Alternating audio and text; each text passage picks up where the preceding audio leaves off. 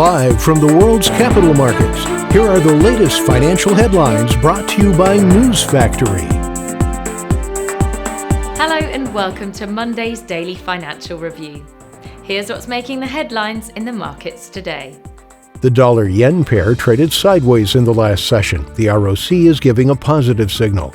The last session saw the Bitcoin drop 0.8% against the dollar. According to the stochastic RSI, we are in an oversold market. The gold-dollar pair fell 0.4% in the last session. The MACD is giving a positive signal. Oil rose 0.3% against the dollar in the last trading session. The stochastic indicator is giving a negative signal. Those were today's major economic events. And now, moving on to world financial headlines. California Governor Gavin Newsom has directed the Department of Conservation to initiate regulatory action to end the issuance of new permits for hydraulic fracturing, fracking, by January 2024.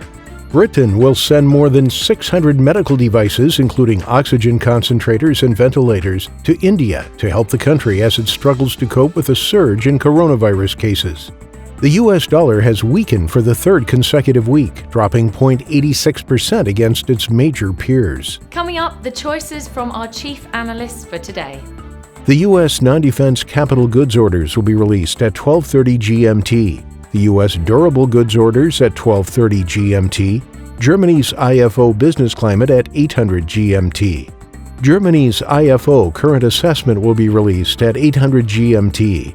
Japan's coincident index at 500 GMT. Japan's leading economic index at 500 GMT. We hope that you've enjoyed Monday's financial review. On behalf of all of us here, we wish you a productive trading day. Be sure to join us tomorrow morning for the latest news and events from the financial markets.